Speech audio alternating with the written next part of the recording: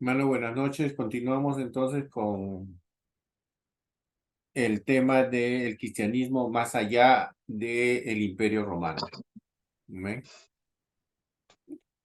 Bien, ya Mm, habíamos no. visto cristianismo en Armenia, cristianismo incluso cerca a Rusia, hemos visto el cristianismo en Persia, ¿no? Ahora vamos a ver lo que es el cristianismo, la parte sur en Etiopía. África, ¿no? Ahora, de estos sabemos por el libro de Hechos, ¿no? Que llegó ahí un funcionario de la reina Candace, ¿no? Dice, Etiopía es un país cristiano más antiguo, ¿no? Pues claro, en tiempos tiempos apostólicos. Eh, es una de las iglesias más antiguas del mundo, dice. En Hechos y Lucas se menciona la presencia de africanos en Pentecostés, ¿no? De Etiopía, ¿no? Y registra el bautismo de un africano como, el, como el primero practicado por un gentil, eso está en Hechos, ¿no? Este etíope regresó a su patria portando las buenas nuevas de Jesucristo y los padres de la iglesia lo consideraron como primer misionero en África, especialmente en Meroe, en lo que hoy es Sudán, que está a 2.700 kilómetros al sur, ¿no? De Jerusalén, que era el territorio gobernado por la reina Candace. La reina Candace dice que nació por esta región, ¿no? Por esta región nació la reina Candace. Claro, pero Etiopía está acá, ¿no? En Abisinia. Toda esta región es Etiopía, ¿no? Acá. Entonces, por ahí llegó el misionero que se convirtió con Felipe, ¿no? Ahí esa parte de Etiopía. La historia del cristianismo en Etiopía es retomada por un tal Rufino, historiador, del año 345 al 410, y un monje italiano que escribió Historia Eclesiástica en el año 400 también, ¿no? Estos dos son fuentes para este historiador. Un joven cristiano en Tiro, después de haber sido tomado prisionero, dice, por los etíopes, logró ocupar altos cargos en el gobierno del país. Un caso parecido como el de José, ¿no? Algo así. Dice que un cristiano llegó ahí como un esclavo.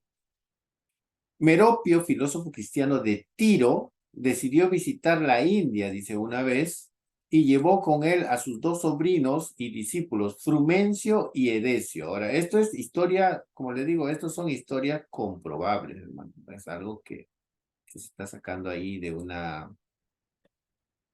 cuento chino. Es historia. Frumencio y Edesio de la India habían pasado por esas regiones de Libia, cercana a África. En el viaje de su regreso y su embarcación en Adulis, en la costa etíope del Mar Rojo, habían ido por ahí, para provisionarse de agua y de comida. Y ahí fueron atacados por los locales, ¿no? Por los etíopes. Frumencio y Edesio fueron hechos prisioneros y llevados al rey de Etíope a la capital Aksum, donde en razón de su educación sirvieron como secretarios y coperos al rey. Cuando el rey murió,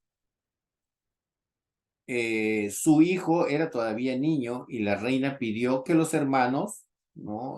Frumencio y Edesio, tomen el control de la nación, tomen el gobierno hasta que el hijo creciera, ¿no? Y también le dieron la labor de educar al hijo del futuro rey, ¿no? Y ahora, Frumencio y Edesio eran cristianos, ¿no?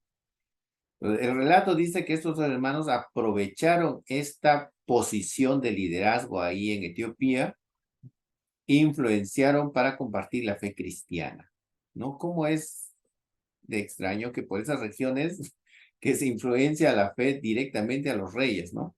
En en otras cosas encontraron cristianos entre los mercaderes romanos que visitaban el país y los ayudaban a construir lugares de adoración. O sea, venían también apoyo extranjero.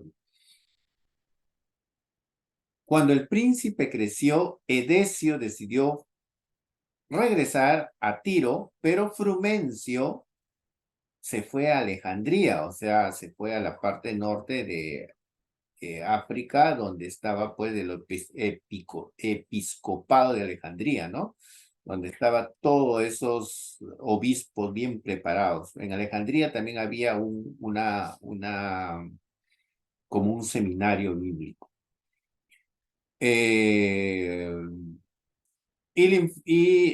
Fueron a informar al obispo Atanasio, y claro, Atanasia ayudó a Frumencio para primero para consagrarlo como obispo y después para abrir una iglesia ahí en Etiopía, ¿no? Esto más o menos en el año 330 después de Cristo. Entonces aquí, obviamente, si ellos han preparado al hijo del rey en el cristianismo, significa que el rey se volvió cristiano, ¿no? Esana, el rey de Etiopía, entonces, ya más adelante dice que se encuentran registros de este rey dando gracias a Dios. Dice, gracias sean dadas al Señor de los cielos, quien tanto en el cielo como en la tierra es más poderoso que todos. Evidentemente, en algún momento de su vida adulta, este monarca se convirtió al cristianismo. Hay monedas con la esfinge de este rey, Esana, que lo presenta rodeado de 4 cruces, ¿no? O sea, con cruces cristianos. Típico del símbolo cristiano. Esana fue probablemente el rey a quien Frumencio sirvió como regente. Esto significa que Etiopía se hizo cristiana en el año 350. Ahora, Etiopía estaba, después de cruzar el Mar Rojo, en la parte sur del Mar Rojo, Moisés salió en la parte norte del Mar Rojo. En la parte del sur del Mar Rojo está Etiopía y colindante, cruzando el Mar Rojo, está Yemen. ¿Ya? Dice, en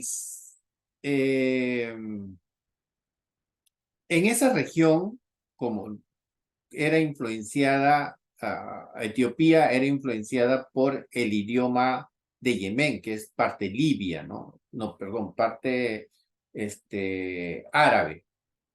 Parte árabe y un poco de influencia también hebrea, algo así era ese idioma por ahí. Entonces, ese idioma se llamaba el sabeo o el sabaico. Era un idioma en Yemen milenial. Sin embargo, es interesante notar que aquí también el cristianismo va a tener que crear una caligrafía para esta región. El idioma de Etiopía era el ge'ez, o sea, el sabaico va a evolucionar al ge'ez acá en Etiopía. Y va a necesitar un alfabeto. Y nuevamente la iglesia va a tener que hacer un alfabeto etíope. Y de ahí hay libros etíopes, iglesias que van a hacer Biblias en etíope, ¿no? Y van a ser las Sagradas Escrituras en etíope, pues, ¿no? O sea, creo que hay incluso versiones de Biblias, no solamente en etíope, también hay en copto. Copto ya es de más del norte de Egipto, es un idioma también africano. Pero también va a haber Biblia en etíope. Como también ricas expresiones de arte cristiano. El cristianismo en Etiopía alcanzó su periodo más glorioso durante los siglos V y VI. Cuando la civilización etíope echó raíces, se expandió y floreció con un marcado tinte cristiano. Hasta la actualidad, si no me equivoco, en Etiopía se cree que está el Arca del Pacto de Salomón, ¿no? Porque por ahí está también en Yemen, ahí es donde nació la reina de Saba, ¿no? Por eso los sabeos es el idioma de Saba. Ella, algunos creen probablemente incluso que Salomón tuvo un hijo con esta reina, ¿no? y probablemente que se trajo antes de que sea tomado antes de que el Arca del Pacto sea tomado por el Imperio Babilónico, pareciera que lo hubieran traído ahí a Etiopía, de alguna manera, no lo sé. Eso se cuenta, se cree, no se especula. Probablemente no, probablemente realmente esté en Jerusalén, ¿no? Algunos creen que también se escribió, que se escondió el Arca del Pacto ahí en Jerusalén, en las partes, en cuevas, ¿no?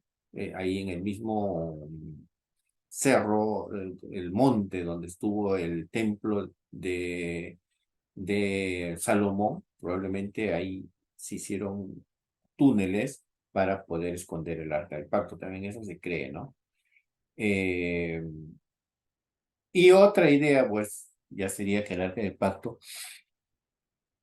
haya sido llevado a los cielos de alguna otra manera, porque en Apocalipsis también vemos que ahí estaba el arca del pacto, ¿no?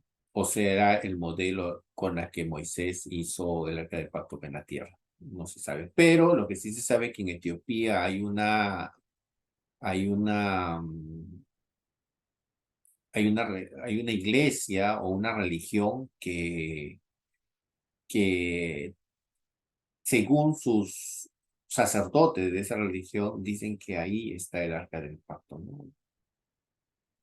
Nadie entra a ese templo, nadie. Está bien protegido. Conocemos el nombre de algunos obispos cristianos árabes o que sirvieron en territorio árabe. Ahora, el cristianismo en la India, ahora, hasta la India. En el sínodo de Antioquía, en el año 364, se va dentro de la lista de los obispos, en este sínodo o en este concilio, se va a encontrar nombres de obispos de regiones árabes y hasta de obispos de la India, dice. O sea que el cristianismo, de alguna manera, desde Persia llega hasta la India. Y dice que Teófilo fue obispo de la India, quien fue también obispo que se presentó como embajador del emperador Constancio y al rey de Yemen, y lo instó a aceptar la fe cristiana. Bueno, eh, otro obispo árabe fue Teófilo de la India, quien fue el obispo que se presentó como embajador del emperador Constancio al rey de Yemen y lo instó a aceptar la fe cristiana alrededor del año 356. Teófilo abrazó la forma más virulenta de arrianismo y esta secta se honró admirando como gran obrador de milagros. Ahora, este Teófilo era arriano, que no solamente compartió el cristianismo en la India, sino que primero había compartido en estas partes de acá de Arabia, ¿no? Hasta Yemen. Entonces, este Teófilo era arriano, pero tenía las ideas arrianas. Ahora, el arrianismo, eh,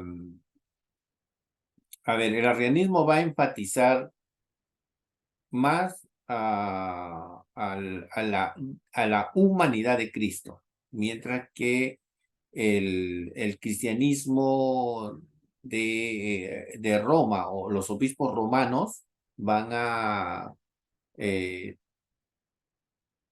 establecer que en la teología de la Trinidad, ¿no? Que Dios es trino. En cambio, acá los arrianos van a tratar de ver a Jesús más como un ser humano, no tanto como divino.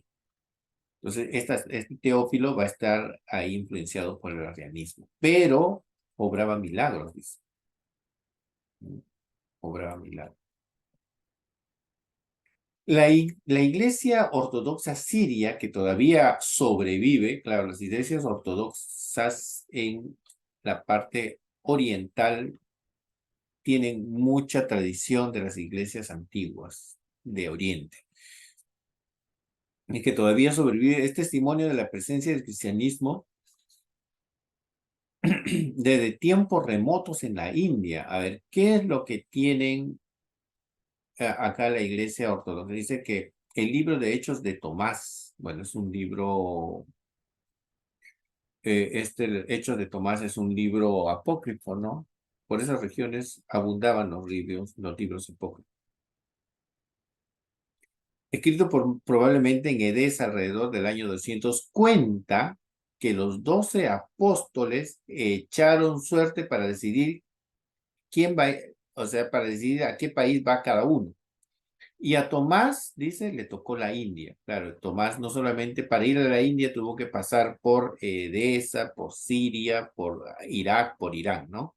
Viajó por mar y llegó a la corte de un rey llamado Gundáforo. Interesante, ¿no?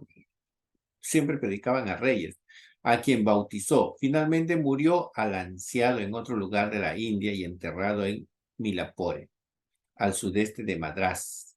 La historia, si bien está llena de fantasías, puede tener elementos de verdad, dicen, y es muy probable que el primer cristiano que llegó a la India haya sido el apóstol Tomás. Al menos la Iglesia Ortodoxa Siria lo considera como fundador.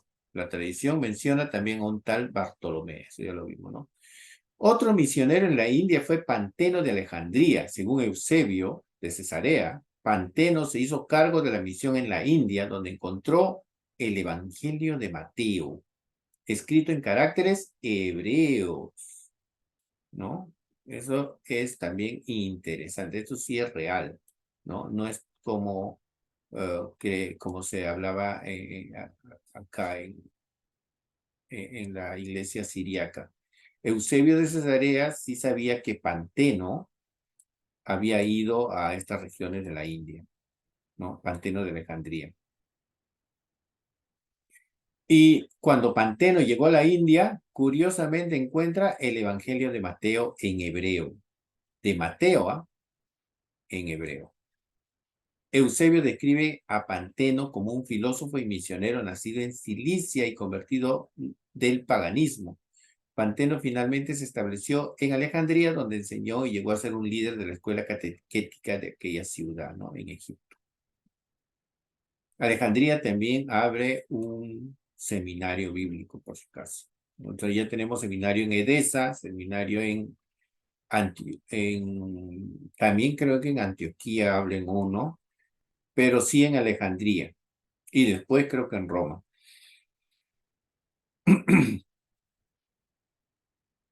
Cosmas Indicopleustes.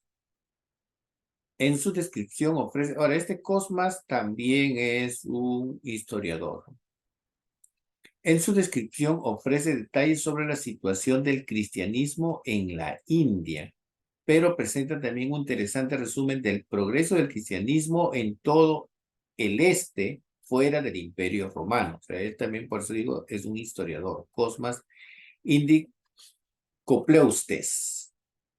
¿Qué dice este historiador? Dice, en Ceilán, hoy Sri Lanka, hay una iglesia, dice, con clero y con una congregación de creyentes, pero no se sabe si más allá también lo hay, pero él descubrió uno acá en la India, o sea, una iglesia en la India.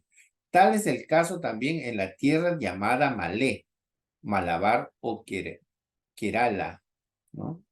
En el sur de la India, donde crece pimienta y de cayana, Kailan, cerca de Mumbai, con un obispo elegido desde Persia, miren, desde Persia. Luego sigue mencionando a Socotra, una isla del mar de Arabia, donde hay un clero persa y una multitud de cristianos. Toda la tierra de Persia, con innumerables iglesias, grandes comunidades y también sus propios mártires. Interesante, ¿no? En estos lugares también hay mártires. Mártires en Etiopía, Aksum, Yemen y Arabia, ¿no? O sea, hasta la India. En Yemen, que también es conocido, antiguamente era conocido como Himmar o reino himyarita. La comunidad judía se opuso firmemente a los intentos proseltistas de Teófilo que estábamos hablando, pero claro, que llegó hasta la India, ¿no? Prevaleció y el rey lo puso de manifiesto la sinceridad de su conversión al mandar a construir tres templos, dice. Los cristianos en Yemen, no obstante, sufrieron también a comienzos del siglo VI, una severa persecución inspirada por judíos. Este es Yemen, ¿no? Toda esta región de Jimar, bueno, el Jimnar es el nombre antiguo de Yemen, ¿no? Pero acá está Yemen, acá está Aksum, que es de Etiopía, la capital de Etiopía, y estaban conectados. Acá en este lugar de Imyar o Yemen, ahí nació la reina de Saba, ¿no? Y ella pues viajó a la región, en el tiempo de Salomón, viaja por acá, ¿no? Haciendo. Este reino se llama Reino Imyarita. Reino Imyarita.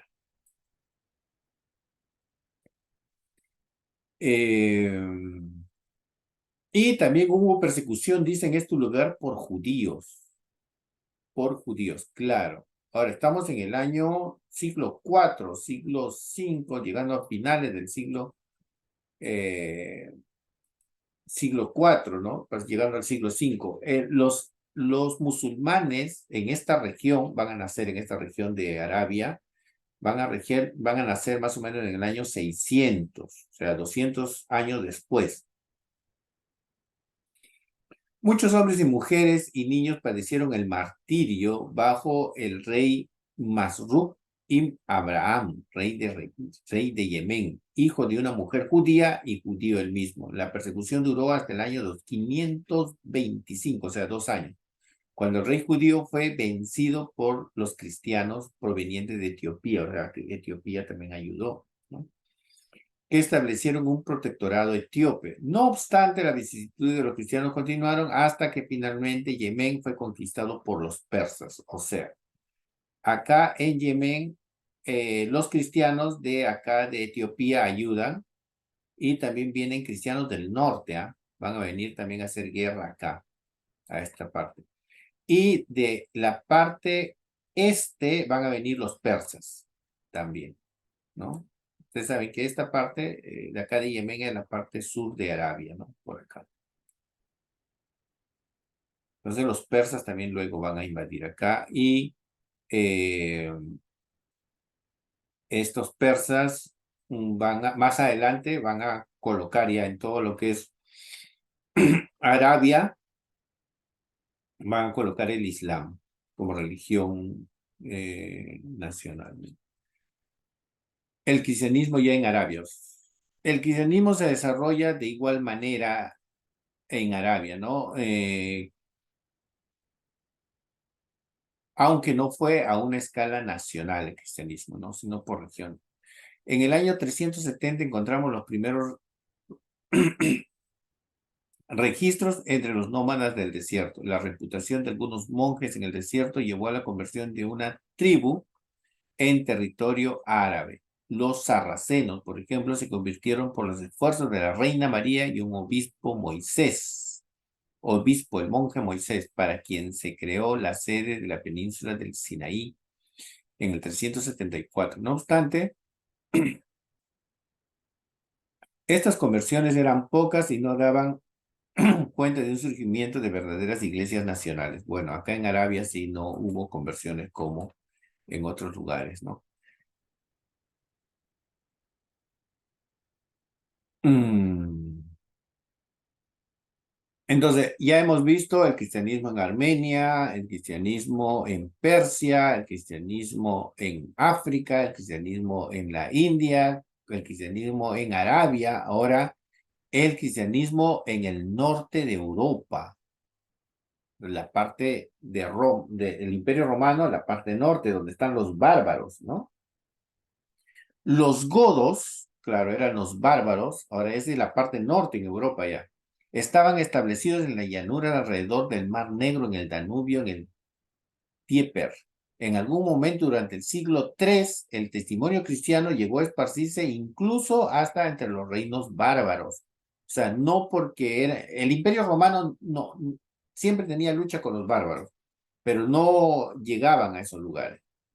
Luego, cuando los bárbaros llegan a Roma, ¿no? Con la caída del Imperio Romano, la primera caída del Imperio Romano, eh, ingresan, pues, invaden ahí en esa región, ¿no? Pero Roma nunca había ido mucho a esas regiones a invadir. Los bárbaros son de la parte de lo que hoy es Alemania, Francia, ¿no? Ahí están los visigodos, los ostrogodos. Eh, pero sí había llegado, el Imperio Romano sí había entrado hasta Inglaterra, ¿no? Pero esta parte de Francia, Alemania, le costaba mucho el Imperio Romano. Entonces ahí seguían los pueblos bárbaros. Pero en algún momento el cristianismo llegó a ese lugar. ¿Cómo llegó? Vamos a ver, en el siglo IV, los hunos presionaron sobre las tribus al norte del Danubio, en Rumania, en Hungría especialmente, y los forzaron a ingresar al Imperio Romano. En el 376, los godos pidieron permiso para ingresar al imperio. Claro, o sea, el Imperio Romano se confiaron de los bárbaros. Ellos dejaban que ingresen a hacer sus negocios al Imperio Romano, pero no sabían que en algún momento ellos iban a ingresar y destruir Roma, ¿no? Se instalaron en los Balcanes cerca de Constantinopla. En el año 378 hubo un levantamiento de refugiados godos que terminó en la derrota del ejército imperial del emperador Valente en la batalla de Andrinópolis. El sucesor Teodosio el Grande logró someterlos y los hizo aliados a cambio de un tributo anual, ¿no? Eso es con respecto al Imperio Romano. La caída del Imperio Romano fue el presagio de la inminente caída del Imperio Romano, bueno, la caída de Roma, ¿no?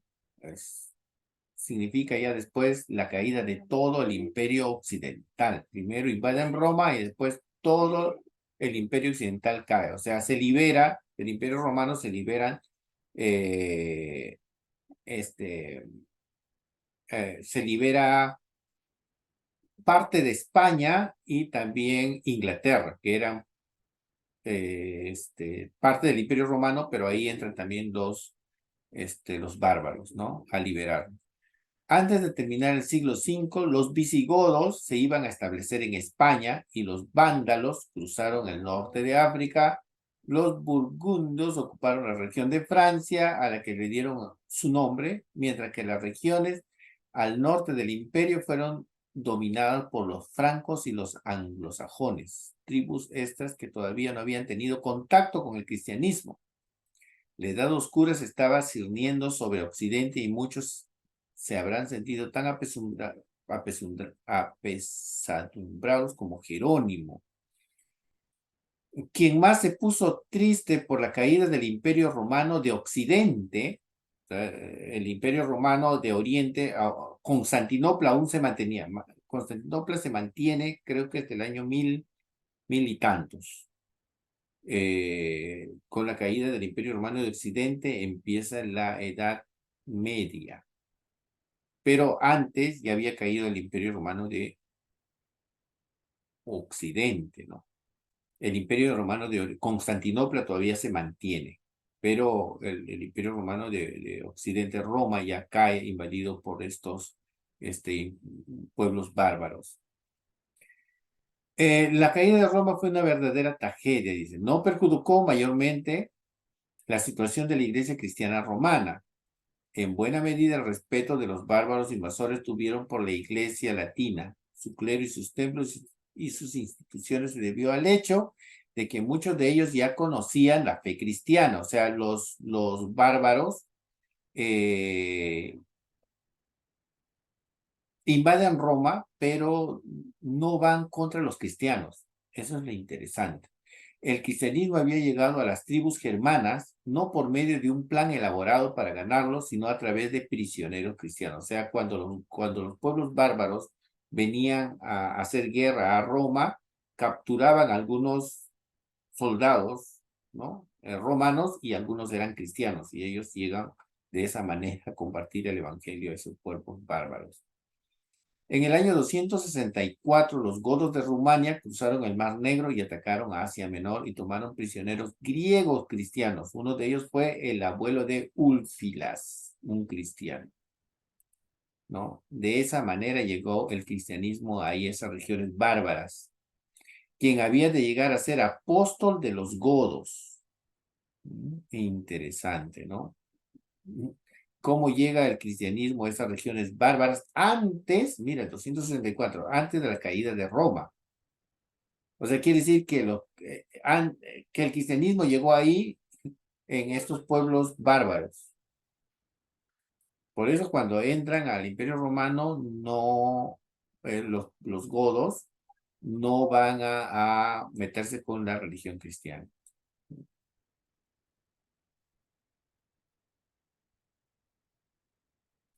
Antes del año 400, el cristianismo ya había alcanzado los pueblos germanos, o sea, el norte de Europa, mira. Por acá ya había llegado el cristianismo hasta esas regiones. Que vivían al norte del río Danubio, gracias a la predicación de Úlfilas, singular misionero, hijo de una mujer goda, pero su educación griega y latina conocía muy bien las costumbres de los pueblos bárbaros. O sea, su mamá era bárbara, ¿no? O sea, bárbara no era su nombre, era del imperio, de los bárbaros, ¿no? Úlfilas entonces fue ordenado obispo por Eusebio de Nicomedia y como era de esperar, adoptó una teología también arriana, o sea, no era trinitaria. De esa manera llegó el cristianismo a ese lugar. Úlfilas era un hombre práctico. Lejos de enredarse con especulaciones teológicas y filosóficas de la época, se adhirió a la doctrina arriana, que era más fácil de explicar. Cristo era más humano que divino, entonces de esa manera para él era más sencillo de predicar el evangelio. Él no predicaba que Cristo era Dios, ¿no? Como cualquier arriano. Los arrianos no creen que Jesús es divino. Se adhirió a la doctrina arriana porque resultaba más fácil comprender y comunicar especialmente a los paganos.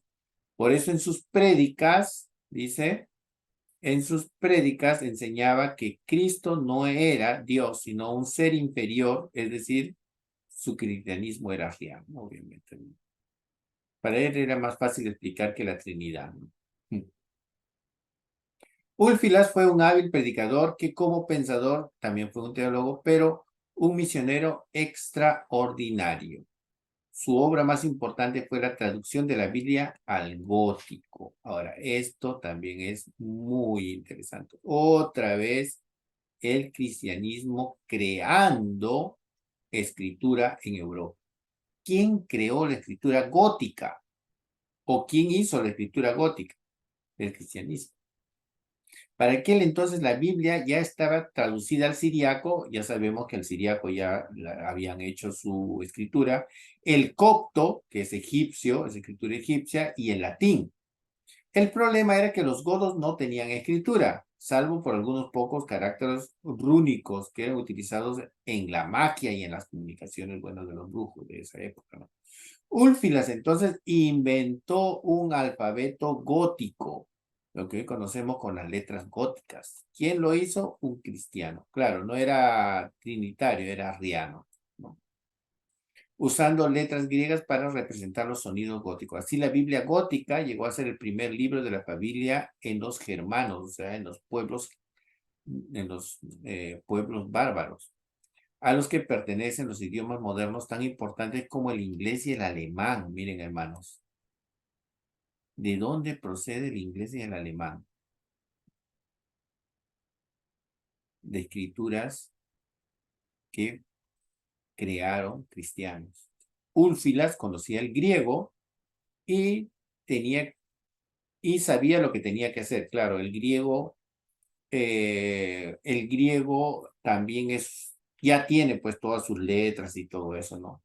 El griego viene de los fenicios, o sea, los griegos también fueron muy hábiles para crear su alfabeto. Úlfilas conocía el griego y sabía lo que tenía que hacer, pero también conocía a los godos y sabía lo que no tenía que hacer. Por eso adoptó su versión de la Biblia a la cultura y cosmovisión gótica. ¿Cómo sería esa Biblia, no? ¿Cómo sería esta Biblia? Pero tuvo que adaptarlo a la tradición gótica. O sea, algunas palabras tuvo que adaptarlo a esa cultura. El documento que testimonia ahora la iglesia del este y los hunos. Miren hasta dónde llega el cristianismo en esas épocas. Bueno, ya estamos en el año 800, 1300, ¿no? En los documentos se testimonia la presencia del cristianismo entre los hunos en las crónicas de Sahart.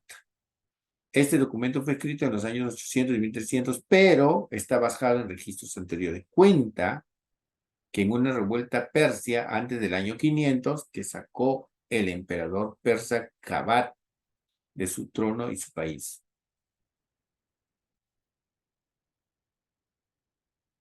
Kabat huyó hacia el noreste a una región que se conoce como Bactria, sobre el río Oxus, ocupada por aquel tiempo por los hunos blancos turcos.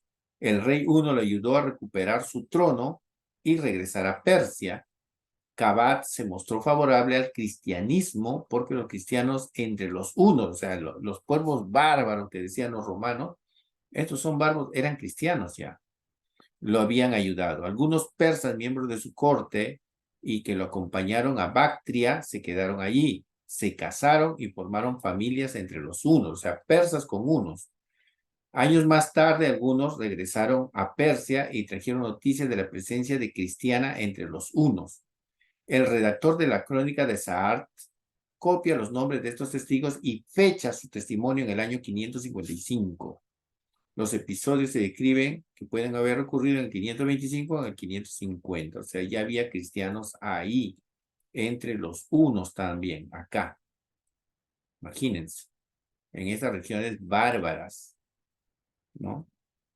Que ya había llegado el cristianismo. ¿Cómo llegó el cristianismo? Obviamente por discípulos de los discípulos de los discípulos, ¿no?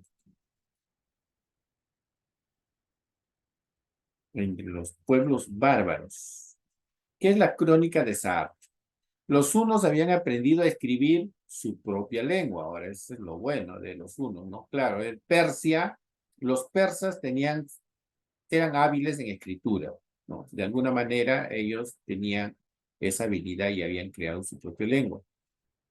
Así es como ocurrió. Luchando contra los romanos, los hunos habían tomado a prisioneros. 34 años más tarde, un ángel apareció a Kara Dushat, obispo de Aram, en Armenia Oriental, diciendo, en respuesta a las oraciones de los cautivos, Dios me ha dicho que te pida que te vayas. A ver. Los hunos habían tomado prisioneros romanos. Obviamente que esos prisioneros romanos debieron haber sido cristianos. 34 años más tarde, dice, un ángel apareció a Kara Dushat, obispo de Aram, cristiano, ¿no? En Armenia Oriental. Sabemos que Armenia ya era cristiano. ¿Qué le dijo el ángel a este obispo? En respuesta a las oraciones de los cautivos, o sea, que habían estado tomados por los hunos, ¿no?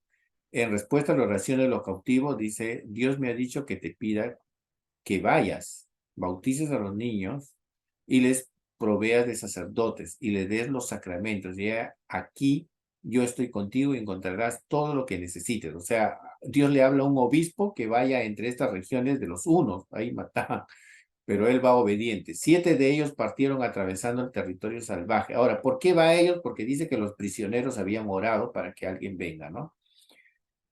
Les proveas de sacerdote y les des los sacramentos, o sea, les bautices. Y aquí yo estoy contigo y encontrarás todo lo que necesites. 7 de ellos partieron atravesando el territorio salvaje, no haciendo rodeos por pasos, sino derecho, cruzando las montañas. Y cada noche eran provistos con 7 panes y una botella de agua.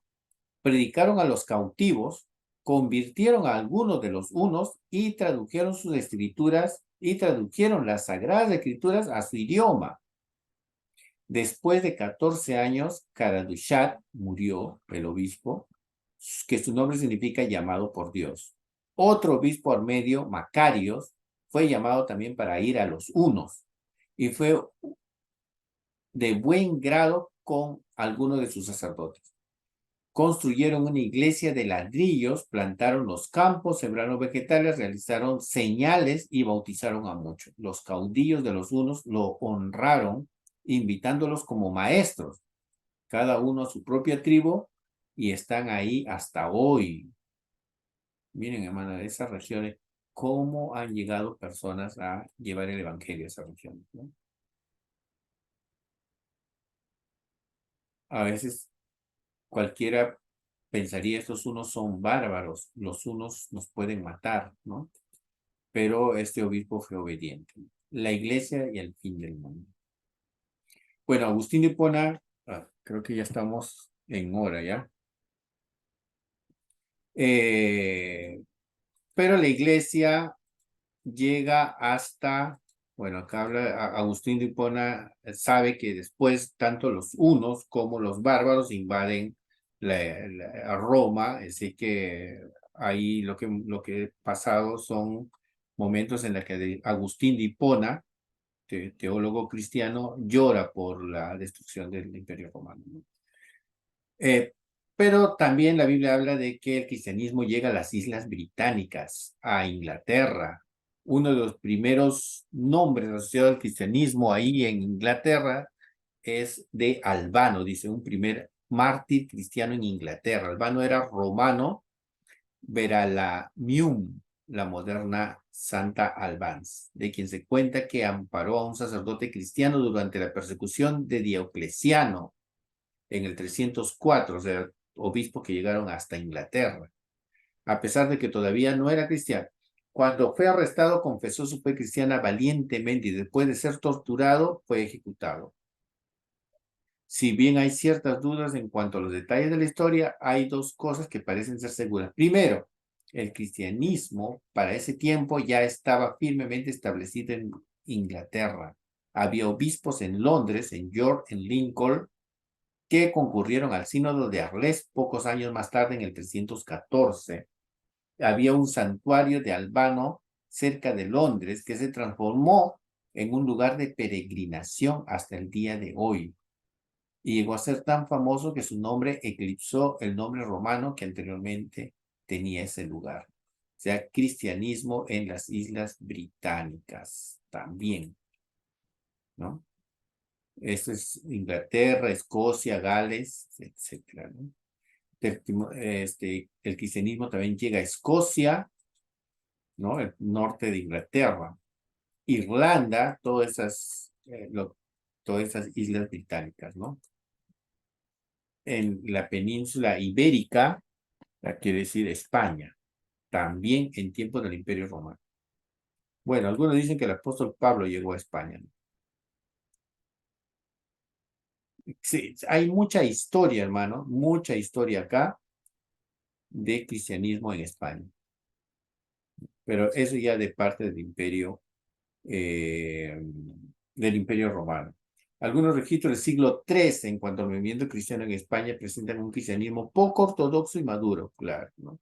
Se menciona a un obispo que apostató de la fe durante la persecución de Decio, pero que luego al pasar el peligro retornó a su oficio. Otros obispos, o sea, eso en España, otros obispos dejaron sus responsabilidades para involucrarse en el comercio en España. Algunas cartas de Cipriano de Cartago del 200, hasta el 258 expresan que en España hubo una suerte de apostasía masiva encabezado por los obispos. Muchos cristianos acudían a los magistrados romanos para retractarse de su fe por la persecución. Es que España sí estaba sometida al Imperio Romano. Hubo sacrificios oficiales mientras continuaban profesando su fe cristiana. Incluso hubo quienes se desempeñaron como sacerdotes cívicos. Los registros del concilio de Elvira, llevado a cabo en el año 309, revelan que la iglesia tuvo problemas con la idolatría, el homicidio, el adulterio, que intentaron corregir después de estos errores, ¿no? Este mismo concilio muestra que el movimiento cristiano se había extendido al norte de las Asturias, y tal como en Zaragoza, aunque su fuerza mayor parece haber estado en Andalucía, ¿no? Cristianismo en España. Y ahí terminaría la clase de hoy.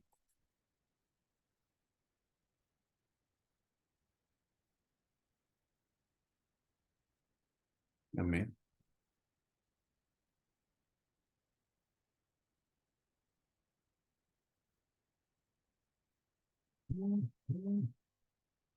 Bien, hermanos, hasta ahí sería la clase de hoy. Solamente nos tocaría pasar lista.